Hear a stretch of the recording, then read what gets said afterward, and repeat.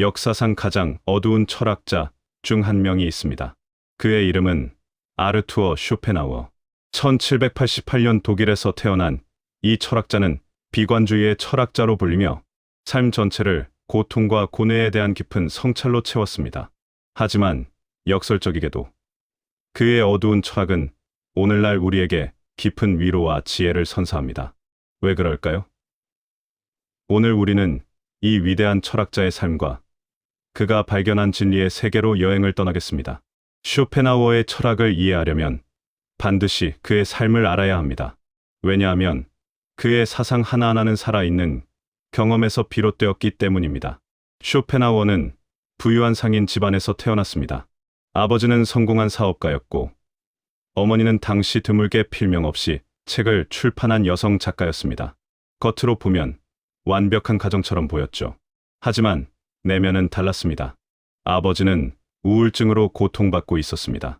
그리고 1805년 쇼펜하우어가 17세일 때 아버지는 운하에서 익사한 채 발견됩니다. 자살이었을 가능성이 높습니다. 어린 쇼펜하우어는 이 사건에서 평생 치유하지 못할 상처를 입게 됩니다. 그는 자신이 아버지의 우울한 기질을 물려받았다고 명시적으로 인정했습니다. 그런데 어머니와의 관계는 더 악했습니다.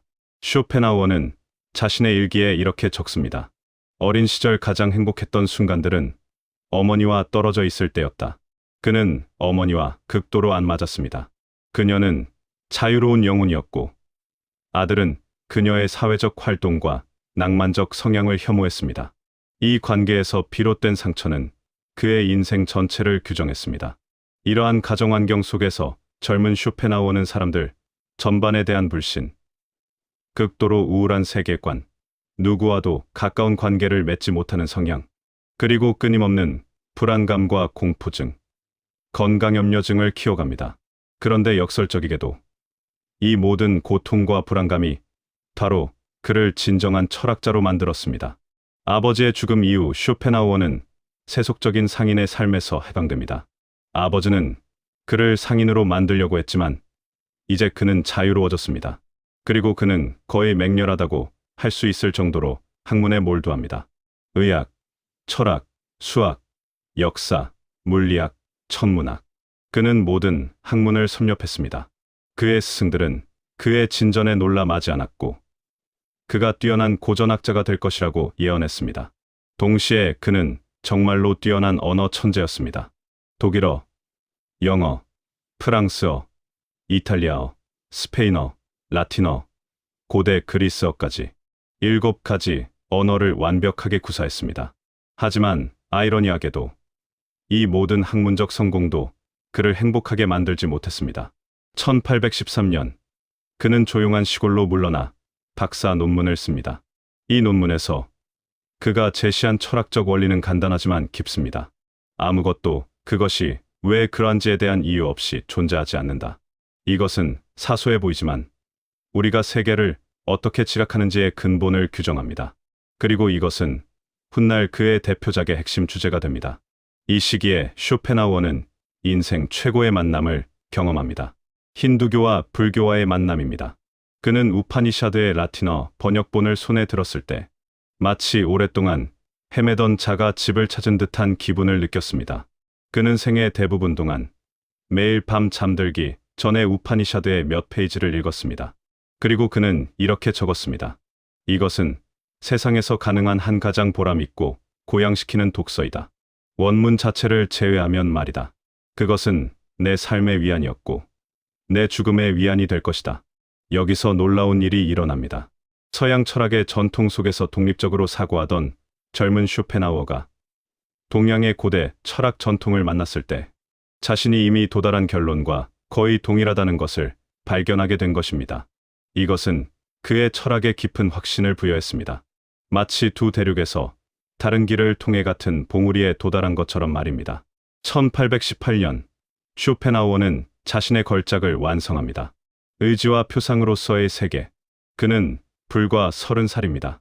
이 책에 담긴 그의 철학적 통찰은 정말 위대했습니다. 이인식론, 형이상학, 미학, 윤리 모든 것이 하나의 통합된 체계 속에 담겨 있었습니다. 하지만 역설은 여기서 시작됩니다. 그의 책은 거의 팔리지 않았습니다. 누구도 읽지 않았고 서평도 나오지 않았습니다. 그의 위대한 통찰은 세상에 인정받지 못했습니다. 같은 시대에 베를린 대학에는 거대한 인물이 있었습니다. 바로 헤겔입니다. 헤겔은 당시의 철학계의 절대군주였습니다. 그의 강의에는 대규모 학생 군중이 몰려들었습니다. 헤겔의 철학은 이렇습니다. 세계는 능동적이며 시간이 흐르면서 세계 정신, 즉 가이스트를 통해 진화한다. 역사는 진보하고 있으며 우리는 점점 더 완전해지고 있다는 것입니다. 이것은 낙관주의입니다. 슈펜하우어는 헤겔을 혹독하게 비판합니다. 그는 헤겔을 협잡군이라고 불렀습니다. 무거운 용어와 난해한 문체는 사실 공허한 사유를 가리기 위한 연막일 뿐이라고 생각했던 것입니다. 그리고 쇼펜하우어는 결심합니다. 자신도 베를린 대학에서 강의를 하겠다고 자신의 철학을 전파하기 위해. 결과는 참담했습니다. 거의 아무도 오지 않았습니다. 쇼펜하우어는 헤겔과 같은 시간에 강의를 설정했는데 학생들은 당연히 유명한 헤겔을 따라갔습니다. 쇼펜하우어의 강의실은 텅 비어 있었습니다. 좌절한 그는 얼마 지나지 않아 교수직을 떠났습니다. 1821년 쇼펜하우어에게 한 가지 사건이 일어납니다. 이웃 여인이 자신의 불을 알고 일부러 계단에서 넘어진 척합니다. 그리고 쇼펜하우어를 고소합니다. 법정에서 그녀가 승리합니다. 쇼펜하우어는 그녀의 남은 생애 동안 연금을 지급해야 했습니다. 약 20년입니다. 이 일은 쇼펜하우어에게 엄청난 정신적 부담이 됩니다. 그는 매일 그녀에게 돈을 지급해야 한다는 생각 속에서 살아갑니다. 마침내 1856년 그녀가 죽습니다. 쇼펜하우어는 일기장에 이렇게 적었습니다. 늙은 여자가 죽으니 짐이 거쳤다. 24세부터 짊어진 이 무거운 짐이 마침내 내려갔을 때의 그 해방감. 우리는 이것으로부터 그의 인생이 얼마나 고통스러웠는지를 짐작할 수 있습니다. 30년 이상의 무시와 방치. 쇼펜하우어는 60대에 접어듭니다. 그런데 1851년 뭔가 변합니다. 그는 파레르가와 파랄리포메나라는 책을 출판합니다. 제목은 그리스어로 부록과 누락된 것들이라는 뜻입니다. 이것이 그의 첫 번째 상업적 성공입니다. 그 이유는 무엇일까요? 부분적으로는 그의 제자들이 호의적인 서평을 써준 덕분이었습니다. 하지만 더 중요한 것은 이 책이 당시 사람들의 마음을 사로잡았다는 것입니다. 쇼펜하우어는 이 책을 자신의 마지막 아이 같은 것으로 여겼습니다. 그는 자신의 인생의 사명이 이것으로 완성되었다고 느꼈습니다. 하지만 인정이 늦었습니다. 너무도 늦었습니다.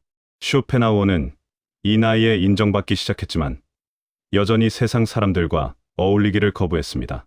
그는 혼자 살기를 더 좋아했습니다. 그는 일찍 일어나 정오까지 읽고 플루트를 불고 늘 같은 장소에서 점심을 먹고 푸들과 함께 긴 산책을 했습니다. 그는 푸들들에게 모두 아트만이라는 이름을 붙였는데 이는 산스크리트어로 참된 자아를 뜻하는 말을 반영한 것이었습니다. 그는 그 어떤 인간보다도 그 개들을 사랑했습니다. 하루의 끝에는 잠들기 전 우파니샤드 몇 줄을 읽었습니다. 쇼펜하우어의 삶은 어둡고 슬프고 길고 고독한 삶으로 묘사될 수 있습니다. 1860년 72세의 쇼펜하우어는 아침을 먹습니다. 그는 여전히 건강해 보입니다. 그리고 얼마 지나지 않아 그는 식탁에 앉은 채 숨을 거둡니다. 이제 우리는 쇼펜하우어의 철학의 핵심으로 들어갑니다. 의지와 표상으로서의 세계는 이 한 문장으로 시작됩니다. 세계는 나의 표상이다. 이것은 무엇을 의미할까요? 우리가 인식하는 세계는 우리의 마음이 만든 표상일 뿐이라는 뜻입니다. 우리가 경험하는 모든 것, 색깔, 소리, 냄새, 감촉, 이 모든 것은 우리의 뇌에서 만들어집니다.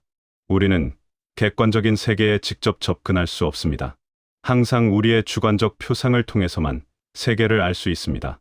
이것은 철학자 칸트의 영향을 받은 관념론입니다. 하지만 쇼펜하우어는 여기서 한 발짝 더 나아갑니다. 만약 세계가 모두 우리의 표상이라면, 그렇다면 표상 뒤에는 무엇이 있을까요? 쇼펜하우어의 답은 이것입니다. 의지입니다. 의지는 실체입니다. 표상 뒤에 숨겨진 참된 실체입니다. 하지만 이것을 이해하는 것은 어렵습니다. 왜냐하면 우리가 일상적으로 의지라는 말을 사용할 때 그것은 어떤 목적을 지닌 의식적 선택을 의미하기 때문입니다. 내가 물을 마시기로 의지한다. 나는 책을 읽기로 의지한다. 하지만 쇼펜하우어의 의지는 이런 것이 아닙니다. 쇼펜하우어의 의지는 의식 없고 목적 없으며 비이성적입니다. 그것은 동물에게도 있고 식물에게도 있으며 심지어 돌에게도 있습니다. 모든 존재의 근저에는 이 맹목적인 의지가 있습니다. 그것은 더 많이 활동하고 싶어 하는 채워지지 않는 욕망입니다. 마치 토네이도처럼 끊임없이 소용돌이치는 그런 힘입니다. 쇼펜하우어는 플라톤의 동굴 비유를 다시 사용합니다. 우리는 어두운 동굴에 갇혀 벽에 비친 그림자만 보고 있습니다. 그것이 우리의 표상입니다. 하지만 그 그림자를 만드는 것이 있습니다. 그것이 의지입니다. 참된 철학이란 이 그림자를 뚫고 그 뒤의 실체를 보는 것입니다. 그렇다면 이 의지는 어떤 속성을 가지고 있을까요? 쇼펜하우어가 발견한 것은 충격적입니다. 의지는 본질적으로 생존하려는 의지, 살려고 하는 의지입니다. 그런데 이 의지가 가득 찬 세계는 필연적으로 고통의 세계입니다. 왜 그럴까요? 쇼펜하우어는 이렇게 말합니다. 욕망은 무한하고 충족은 한정적입니다. 우리가 하나의 욕망을 충족시키면 곧바로 다른 욕망이 생겨납니다. 이것의 반복입니다. 그는 이를 묘사하기 위해 그리스 신화의 익시온을 인용합니다. 익시온은 신들에게 대항했다가 영원히 도는 불타는 수레바퀴에 묶였습니다. 우리의 삶도 마찬가지입니다. 욕망의 수레바퀴 위에서 끊임없이 도는 것입니다. 내가 욕망에서 만족으로 서두르고 만족에서 다시 욕망으로 뛰어든다. 존재는 불안정성으로 특징지어집니다. 하지만 더 있습니다. 설령 우리가 욕망을 충족시켰다고 해도 그 다음에 오는 것은 무엇일까요? 쇼펜하우어의 대답은 놀랍습니다. 그것은 권태입니다. 우리의 삶은 두 악 사이를 진동합니다. 고통과 권태, 욕망과 무의미함. 그는 이렇게 적었습니다. 삶은 시계추처럼 고통과 권태 사이를 앞뒤로 흔들린다. 그리고 자연을 보십시오. 쇼펜하우어는 자연의 풍경을 묘사합니다. 한 평야가 시야의 끝까지 뼈대로 덮여 있습니다. 그것은 거대한 거북들의 뼈입니다. 그 거북들은 알을 낳기 위해 바다에서 올라왔다가 들개들의 공격을 받습니다. 개들은 거북들을 뒤집고 배의 약한 껍질을 뜯어내며 산채로 잡아먹습니다. 그러나 때때로 호랑이가 나타나 개들을 사냥합니다. 이 모든 비참이 해마다 수천 번 반복됩니다. 그렇다면 이 거북들은 대체 무엇을 위해 태어나는가? 같은 원리가 인간 세계에도 적용됩니다. 인간은 인간에게 늑대입니다. 그는 이를 다윈의 진화론보다 50년 이전에 말한 것입니다. 경쟁, 갈등, 투쟁. 이것이 본질적인 삶의 모습입니다. 그렇다면 쾌락은 어떨까요? 행복은? 우리는 행복을 추구합니다. 성공을 추구하고 사랑을 추구하고 부를 추구합니다. 하지만 쇼펜하우어가 발견한 것은 충격적입니다. 쾌락은 고통이 멈춘 부정적 상태일 뿐이라는 것입니다. 우리가 배고플 때 음식을 먹고 느끼는 쾌락은 무엇입니까? 그것은 참된 즐거움이 아닙니다. 그것은 단지 배고픔이라는 고통이 멈췄을 때의 느낌일 뿐입니다. 우리가 건강을 회복했을 때의 기쁨도 마찬가지입니다. 그것은 병이라는 고통이 멈췄을 때의 느낌입니다. 더 놀라운 것은 이것입니다. 우리는 빠르게 적응합니다. 처음에는 새 옷을 입을 때 기뻤지만 며칠 지나면 그것을 당연하게 여깁니다. 새로운 집도, 새로운 차도, 새로운 성공도 마찬가지입니다. 우리는 그것들에 적응하고 그것들이 당연해지면 기쁨은 사라집니다. 그 대신 무의미함, 권태가 옵니다. 이것이 쇼펜하우어가 보는 인간 조건입니다. 그런데 여기서 특이한 것이 하나 있습니다. 우리는 왜 사랑에 빠질까요? 왜 결혼하고 아이를 낳을까요? 우리는 그것이 우리를 행복하게 만들 것이라고 생각합니다. 하지만 쇼펜하우어는 이것을 다르게 봅니다. 그것은 의지의 조작입니다. 우리는 번식의 의지에 의해 무의식적으로 조종당하고 있는 것입니다. 그는 이렇게 설명합니다. 우리가 누군가에게 끌린다고 생각할 때 그것은 사실 의지가 나에게 부족한 특성을 가진 사람을 선택하게 하는 것입니다. 약한 남자는 강한 여자에게 끌리고 우울한 기질을 가진 사람은 낙관적인 사람에게 끌립니다. 왜일까요?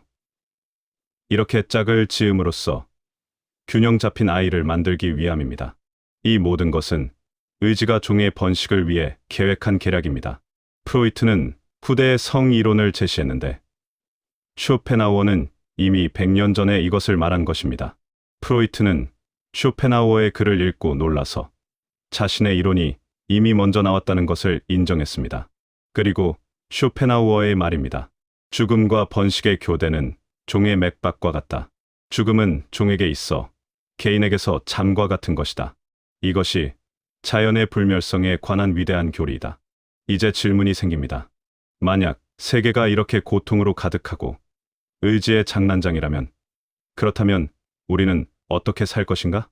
우리는 영원히 고통받아야만 할까요? 쇼펜하우어는 몇 가지 해방의 길을 제시합니다. 그 중 첫 번째이자 아름다운 길은 바로 미학입니다. 우리가 예술을 감상할 때 무슨 일이 일어날까요? 우리는 자신의 욕망을 잠시 잊게 됩니다. 아름다운 음악을 들을 때 우리는 우리의 일상적 걱정과 욕망에서 일시적으로 해방됩니다. 훌륭한 그림을 볼 때 우리는 특정한 순간 속에 빠져 시간의 흐름을 잊습니다. 이것이 미적 경험입니다. 쇼펜하우어는 이 상태를 무의지적 상태라고 부릅니다. 그것은 고통이 없는 상태입니다. 욕망이 없는 상태입니다. 그는 이렇게 표현합니다. 이것은 에피쿠로스가 최고의 선이자 신들의 상태로 평가한 무고통의 상태이다. 왜냐하면 그 순간 우리는 의지의 비참한 분투로부터 해방되기 때문이다. 우리는 의지라는 형벌 노역의 안식일을 지키고 익시온의 수레바퀴는 멈춘다. 그리고 모든 예술 중에서 가장 강력한 것은 음악입니다. 음악은 다른 모든 예술과 다릅니다. 그것은 이데아를 전달하는 다른 예술들과는 달리 의지 자체를 직접 표현합니다.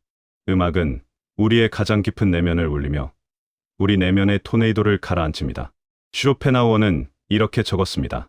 음악은 의지의 매우 직접적인 객관화이다. 다른 예술들은 이데아의 복사이지만 음악은 의지 자체의 복사이다. 따라서 음악의 효과는 다른 모든 예술들보다 훨씬 더 강력하고 깊숙이 스며든다. 미학이 임시적인 해방이라면 더 근본적인 해방은 무엇일까요? 그것은 윤리입니다. 더 정확히는 연민입니다. 쇼펜하우어의 윤리는 다음과 같은 통찰에서 시작됩니다. 타인의 고통을 보고 그것을 진정으로 느낀다면? 그렇다면 당신은 깨달은 것입니다. 저 사람의 고통은 나의 고통이라는 것을. 우리는 모두 같은 의지의 현현입니다. 이것은 매우 깊은 통찰입니다. 표면적으로는 우리는 분리된 개인들입니다. 각자 다른 몸을 가지고 다른 생각을 합니다. 하지만 본질적으로 우리는 모두 같은 의지에 의해 움직이는 존재들입니다. 우리 사이의 차이는 환상입니다. 따라서 타인을 해치는 것은 자기 자신을 해치는 것과 같습니다. 그래서 쇼펜하우어의 윤리적 원칙은 간단합니다. 다른 사람을 자신에게 하는 것처럼 대하라. 하지만 이것은 종교적 명령이 아닙니다. 그것은 현실의 직관적 인식에서 비롯된 것입니다. 타인의 고통을 깊이 있게 느낀다면 당신은 자동으로 타인에게 친절하게 될 것입니다. 그리고 이러한 깊은 연민 속에서 당신은 위대한 평온을 경험하게 될 것입니다. 그리고 마지막으로 가장 근본적인 해방의 길이 있습니다. 그것은 금욕입니다. 의지의 부정입니다. 이것은 모든 욕망을 포기하는 것입니다. 삶의 모든 쾌락을 거부하는 것입니다. 이것이 가능한가요?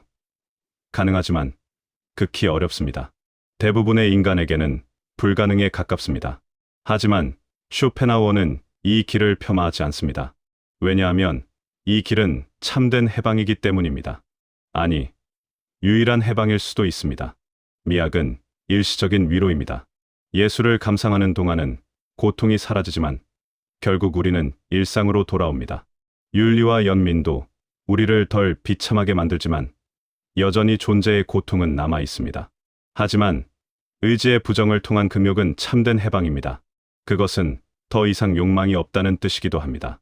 욕망이 없으면 고통도 없습니다. 1860년 9월 21일, 72세의 쇼펜하우어는 아침을 먹습니다. 그는 여전히 건강해 보입니다. 그리고 얼마 지나지 않아 그는 식탁에 앉은 채 숨을 거둡니다. 그의 삶은 끝났습니다. 어두운 인생, 외로운 인생, 하지만 깊이 있는 인생. 쇼펜하우어는 160년 이상 전에 죽었지만 그의 사상은 죽지 않았습니다. 니체는 그를 비판했지만 그의 영향을 받았습니다. 프로이트는 그의 선구자였음을 인정했습니다. 수많은 예술가, 음악가, 사상가들이 그로부터 영감을 받았습니다. 왜일까요? 그것은 그가 거짓을 말하지 않았기 때문입니다. 우리의 삶은 정말로 고통과 투쟁과 무의미로 채워져 있습니다. 그러나 쇼펜하우어가 보여준 것은 이 현실을 정면으로 마주할 때 오는 것이 절망만은 아니라는 것입니다. 예술, 연민, 그리고 깊은 통찰 속에서 우리는 일시적이지만 진정한 평온과 해방을 경험할 수 있습니다. 이것이 비관주의의 철학자가 우리에게 남겨준 위대한 선물입니다. 그것은 삶의 진실에 직면하되 그 속에서 의미를 찾는 법입니다. 이제 우리 모두는 쇼펜하우어입니다. 의지의 태풍 속에서 살아가는 개인들입니다. 하지만 우리는 또한 미학을 가지고 있고 연민을 가지고 있으며 깊이 있는 사유의 능력을 가지고 있습니다. 이것이 우리가 비관주의의 철학자로부터 배울 수 있는 가장 소중한 것입니다. 쇼펜하우어는 말했습니다.